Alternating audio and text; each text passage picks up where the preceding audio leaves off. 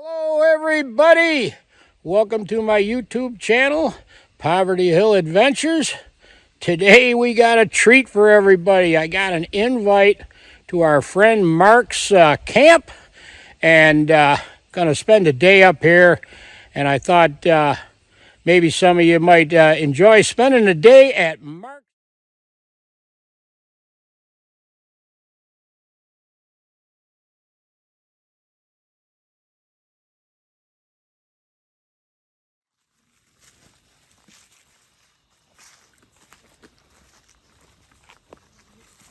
So we got a tree stand in that white pine right there, and let's just over to the left we got an apple tree without any apples on it. But we've got a couple of scrapes here that we're hoping to lure in some bucks on. Doesn't look like they've been too active on it as of yet, but wishful thinking. Well, it's thick in here, Mark. You get outside of this opening, it's thick. It sure is.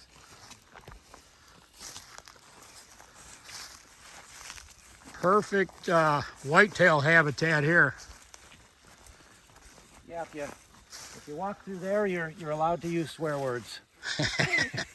Now, Mark, I know you've done different improvements for wildlife, not just deer and game animals, but just for wildlife in general.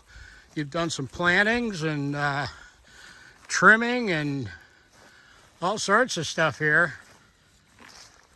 Yeah, the rule has been we're trying to get as much edge area as possible, fingers coming out. So the transition areas are where you get the most sunlight for different browse and whatnot for the particularly the deer, the rabbits, and things like that, grouse, and cover. And that's the reason being is there's more sunlight. So rather than a long straight edge, we try to get more fingers and cuts. You double or triple the amount of surface edge area that you have. And since you've been doing that, you've seen improvements in the population of game? Yeah, the grouse, absolutely. It's helped out.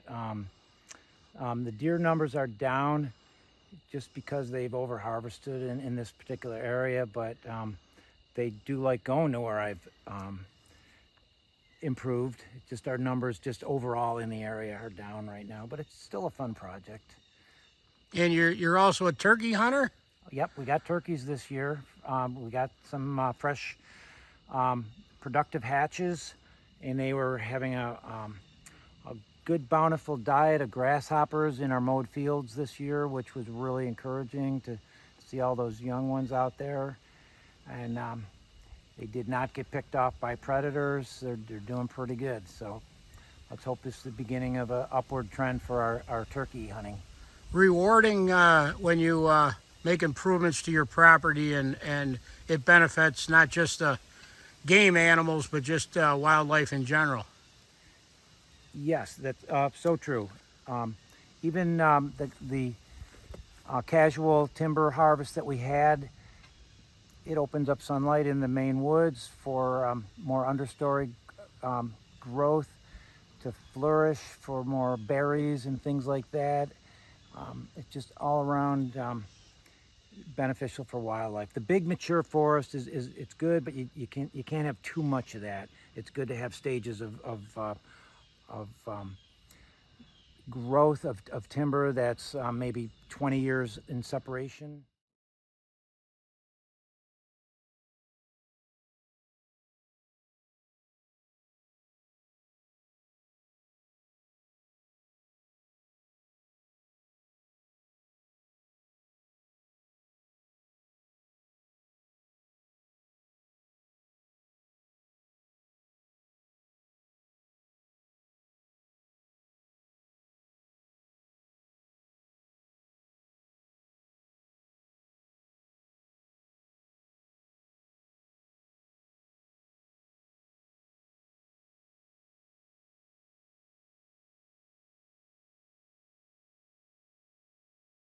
Yeah, so this is our overflow for the pond, and I just raised it up about 10 or 12 inches with this clay. I packed that in there to give us a little more height. We've got the rocks to prevent the erosion, And it looks like a bear decided to help me along with packing that clay in there. Awfully nice of him. And the raccoon And was some there. raccoons, bear. Yep. They're quite friendly around here. Very helpful. Got a question for you, Mark. Sure. I noticed that you got your pond. I don't know if it'll show up on the camera here, but I noticed you got some fishing line all around The peninsula here. Yeah. What's up with that? Well, we had this local great blue heron that just thought this was the best place to fish to fill his belly every day. And what he would do, he would land on the land and walk into the water. So on the advice of a friend, he said, if you put some fishing line up right at the water level, right where they walk into the water, about 12 inches off the land, they'll find it very annoying and they'll just give up. They'll just move on. And sure enough, we have not had a problem. There's another bear track right in there, Brian. Oh yeah. Right there. He's been around. So it's saved a lot of fish, although we did have a immature bald eagle the other day come down, and he missed his catch, but he was sticking around. So we've got some bass in here, some trout, some fathead minnows, and some crayfish. The trout are having a difficult time in the summer if you catch them when it's warm. The water temperature of the pond was around 68 to 70. It's just a little too warm to give them a good battle in the summer, so we're trying not to fish deep for the trout, just the fish surface for the bass in the summertime. I got another question for you. I notice it looks man-made. A rock pile here. I don't know if anybody can see them, but I can see a couple of fish around it. What's up with the rock pile? So that's Steve's advice for minnow and crayfish habitat. The fathead minnows like to spawn upside down, so they actually go belly up underneath ledges, rocks, pipes, anything like that you have to lay their eggs. And also, of course, the crayfish love that type of environment for protection, get in those nooks and crannies. So we've got a few of these around as structure for pond life to live in, to get away from the fish. Got a few shiners that did not make the trip down, so we're gonna throw them in and feed them to some of Mark's fish here. Yeah, they're gobbling them. Oh, they're grabbing them.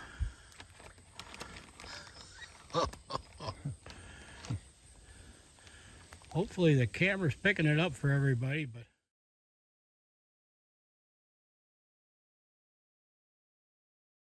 yeah, this is our homemade bear locker so far. They haven't tipped it upside down or anything crazy.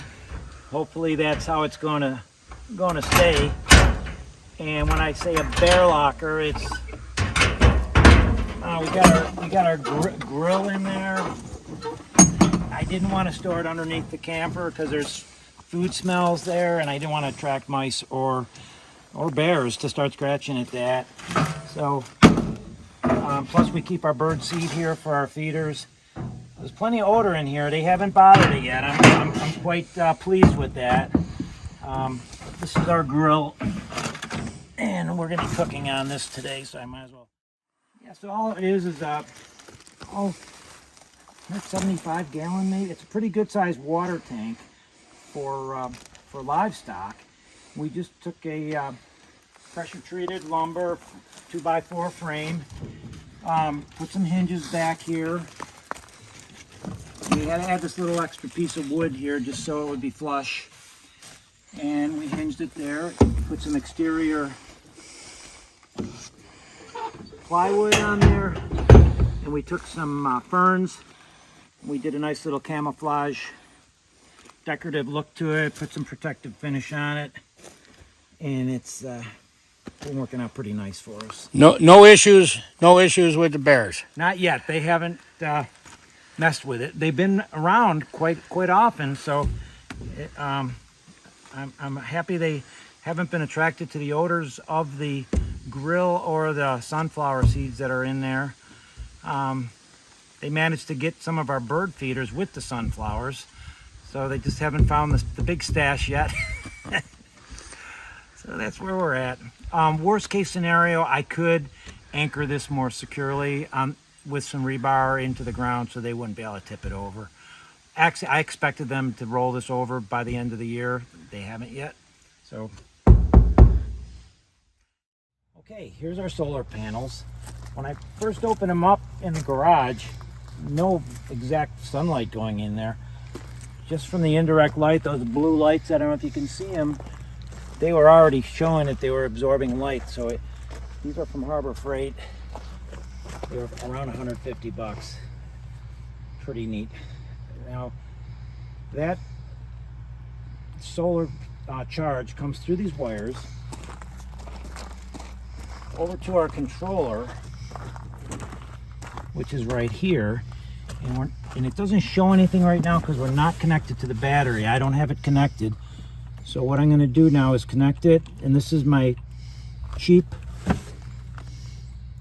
frugal disconnect, so that nothing's running in the camper while I'm gone. I just disconnect the negative, and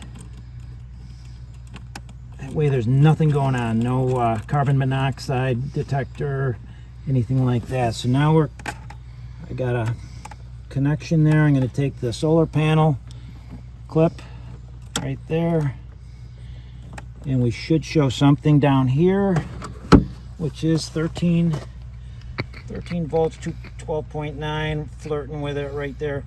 So that's what's coming in right now, which is wonderful. Nicely fully charged battery. Simple as that. And you put the batteries in a cooler for what reason, Mark? Oh man, that's an excellent question. The reason I chose a cooler, this is a battery that's sealed and it can function in low temperature. However, it can't charge. They don't recommend charging it below 32 degrees. You can lose some of the longevity of it.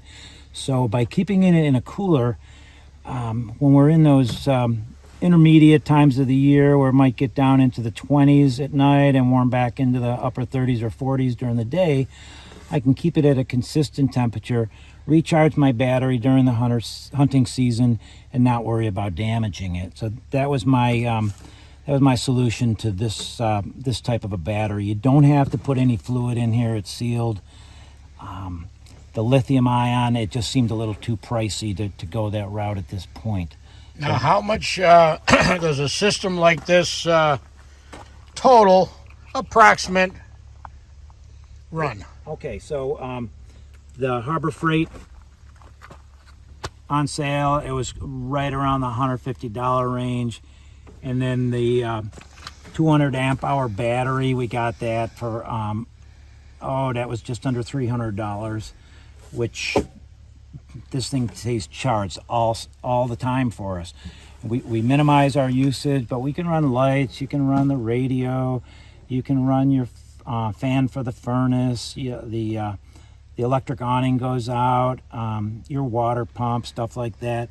We're able to, just with those 100-watt solar panels, we're able to keep up with the usage of our electrical needs with no need to recharge the batteries on the grid. We're strictly off the grid out here. Any issues so far? Have you had any kind of problems with it? Yes, I did. I had a few raccoon paw prints on the solar panels. I had a mouse that actually found his way into this battery box. He crawled up the wires into there and thought, oh boy, I found a nice little spot. So I'll address that eventually. But I've been sticking some tin foil in there to just so it's not an open cavity for him. Other than that, I don't know. Mice are a bugger. Very simple setup, Mark, and it seems to work good for you here at your camp. Mark's cooking up a cheeseburger lunch for us here. Doesn't that look good on a beautiful day?